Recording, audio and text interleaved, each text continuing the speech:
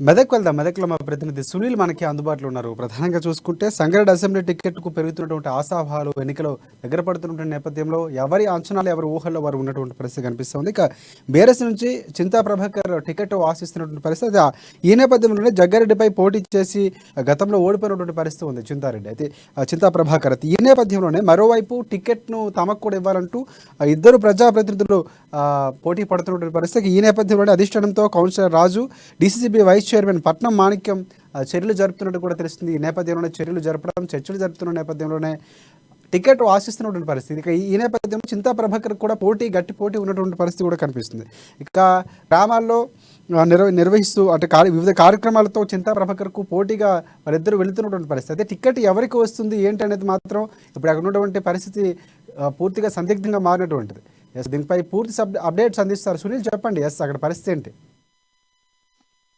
Sangareddy assembly స్థానానికి ముఖ్యంగా BRS పార్టీలో చూసుకున్నట్లయితే టికెట్ కు ఆశావాహుల సంఖ్య ప్రతిరోజు పెరుగుతున్నటువంటి పరిస్థితి ఉంది. అయితే సొంత పార్టీలోనే బీఆర్ఎస్ కు తీవ్ర ఇబ్బందులు ఎదురయ్యే పరిస్థితులు ఉన్నాయి చింతా ప్రభాకర్ అని చెప్పవచ్చు. ఎందుకంటే సొంత పార్టీ నేతలే టికెట్ కోసం తీవ్ర పోటీ పడుతున్నటువంటి పరిస్థితి ఉంది. బహిరంగంగానే తాము టికెట్ ఆశిస్తున్నాం, టికెట్ ఇస్తే ఖచ్చితంగా పోటీ చేస్తామని చెప్తా ఉన్న పరిస్థితి ఉంది.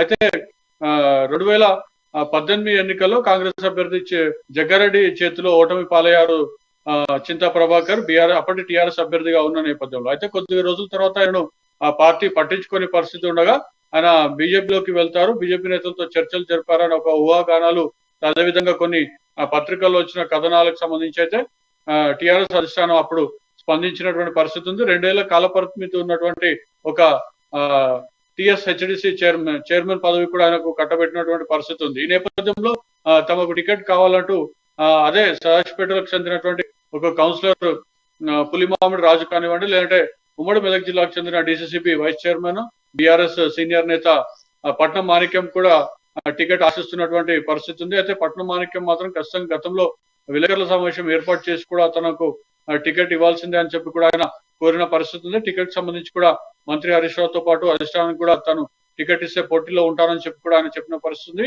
ఇటీవల కూడా పట్నం మాణిక్యం మాట్లాడుతూ స్థానికంగా ఉన్నటువంటి కాంగ్రెస్ ఎమ్మెల్యే జగ్గారెడ్డిని ఓడించారు, తనకు మాత్రమే టికెట్ ఇవ్వాలని చెప్పి, తను మాత్రమే జగ్గారెడ్డిని ఓడించగలిగే శక్తి తనకు మాత్రం ఉందని చెప్పి కూడా ఇటీవలే పట్నం మాణిక్యం ప్రకటించిన నేపథ్యంలో చింతా ప్రభాకర్ కు టికెట్ వస్తుందా రాదా, లేదంటే ఈ ముగ్గురి మధ్య తీవ్ర పోటీ ఉన్న నేపథ్యంలో టికెట్ ఇంకొక నేతకు వెళ్తుందా అనే చర్చ మాత్రం నియోజకవర్గంలో కొనసాగుతుంది. మరోవైపు బీఆర్ఎస్ కార్యకర్తల్లో కూడా ఇదే చర్చ కొనసాగుతున్నటువంటి నేపథ్యం ఉంది. మరోవైపు ఇద్దరు నేతలు కూడా ఎవరైతే టికెట్ ఆశిస్తున్నటువంటి పట్నం మాణిక్యం, లేదంటే పులిమామిడి రాజు కౌన్సిలర్ ఎవరైతే ఉన్నారో వారు ఎవరికి వారు సొంతంగా కార్యక్రమాలు నిర్వహిస్తూ, లేదంటే యువ కార్యక్రమాలు, లేదంటే గుడిలకు ఉన్నటువంటి ఇవ్వాల్సినటువంటి డెవలప్మెంట్ ఫండ్ కానివ్వండి, లేదా సొంత నిధులతో గుళ్ళను అభివృద్ధి చేయడం కానివ్వండి, ఇట్లా ప్రతినిత్యం వారు ఏదో ఒక కార్యక్రమాలు సొంతంగా చేసుకుంటూ వెళ్తున్నటువంటి పరిస్థితిని, తమ క్యాడర్ను పెంచుకునే ప్రయాణంలో కూడా వారు బిజీగా ఉన్నారని చెప్పి కూడా చెప్పవచ్చు. ఈ నేపథ్యంలో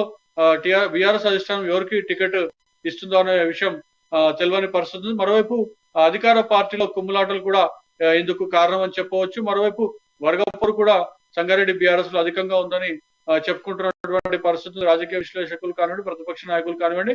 అయితే టికెట్ రాకపోతే టికెట్ అయితే ఎవరికో ఒకరికే ఇవ్వాల్సిన పరిస్థితి ఉంది. టికెట్ రాని నేతలు మరి ఇండిపెండెంట్ గా పోటీ చేస్తారా, రెబల్ గా వారు మళ్ళా ఎన్నికల్లో నిలబడితే బీఆర్ఎస్ ఓట్లకు ఏమైనా గండిపడే అవకాశం ఉందా అని చెప్పి కూడా చర్చ సాగుతున్న నేపథ్యంలో ప్రస్తుతం అయితే సంగారెడ్డిలో కాంగ్రెస్ పార్టీ అభ్యర్థి జగ్గారెడ్డి ఎమ్మెల్యేగా ఉన్న నేపథ్యంలో మళ్ళీ వీళ్ళ కుమ్ములాటలు కాంగ్రెస్ కి ఏమైనా కలిసి వస్తాయని చెప్పి కూడా రాజకీయ విశ్లేషకులు విశ్లేషించుకుంటున్నటువంటి పరిస్థితి ఉంది. రాజశేఖర్, ఇప్పుడు ఉన్నటువంటి పరిస్థితులు చూసుకుంటే సంగారెడ్డి ఎమ్మెల్యే జగ్గారెడ్డి ఎవరైతే ఉన్నారో ఆయనకు గ్రాఫ్ కూడా కాంగ్రెస్ పార్టీకి కలిసి వచ్చే విషయం. అంటే ఆయనకు పోటీగా సామాజిక వర్గాల నేపథ్యంలో ఖచ్చితంగా టికెట్ ఇవ్వాల్సినటువంటి పరిస్థితి. ఆ నేపథ్యంలో చూసుకుంటే ఈ ముగ్గురులో ఎవరికి ఎక్కువ అవకాశం ఉందని మనం మాట్లాడుకోవచ్చు.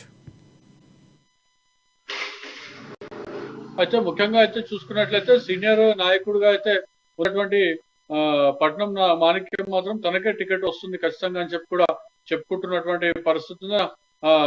మొదటి నుంచి కూడా టిఆర్ఎస్ పార్టీలో ఉన్నటువంటి పరిస్థితి ఉంది. మరోవైపు ఓటమి పాలైనటువంటి నాయకులను పక్కన పెట్టాలని చెప్పి కూడా కొందరు అధిష్టానానికి సూచిస్తున్నటువంటి పరిస్థితి నేపథ్యంలో టికెట్ ఎవరిని వరించనుందో మాత్రం నోటిఫికేషన్ అంటే ఎన్నికలకు సంబంధించిన నోటిఫికేషన్ వచ్చాక పార్టీ అధిష్టానం నిర్ణయం తీసుకోబోతుందని చెప్పవచ్చు. మరోవైపు చింతా ప్రభాకర్ కూడా ఈ మధ్య కొంత అస్వస్థతకు గురైన రైట్. సునీల్, ఇంకోటి అండి, ఇప్పుడు ఒకవేళ మనం మాట్లాడుకున్నట్టు ముగ్గురులో ఖచ్చితంగా ఒకరికే టికెట్ వచ్చే అవకాశం కనిపిస్తుంది. అంటే మిగతా వద్దలో సమన్వయం, ఎందుకంటే టికెట్ ఒకరికి ఇచ్చిన తర్వాత వారితో కలిసి నడవలసిన అవసరం ఎలక్షన్స్ సమయంలో.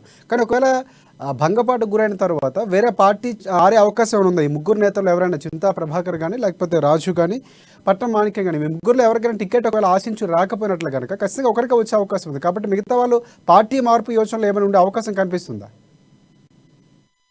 పట్నం మాణిక్యం అయితే గతంలో నిర్వహించినట్టు విలేకరుల సమావేశంలో చెప్పారు, తాను టికెట్ ఆశిస్తున్నాను, తన టికెట్ రాకపోతే అధిష్టానం ఎవరికి టికెట్ ఇచ్చినా కూడా తన శక్తి వడ్డీ కూడా ఖచ్చితంగా ఎన్నికల్లో బీఆర్ఎస్ పార్టీ అభ్యర్థి గెలుపుకు కృషి చేస్తాను తప్ప పార్టీకి నమ్మక ద్రోహం చేయనని చెప్పి కూడా ఆయన ప్రకటించిన నేపథ్యం.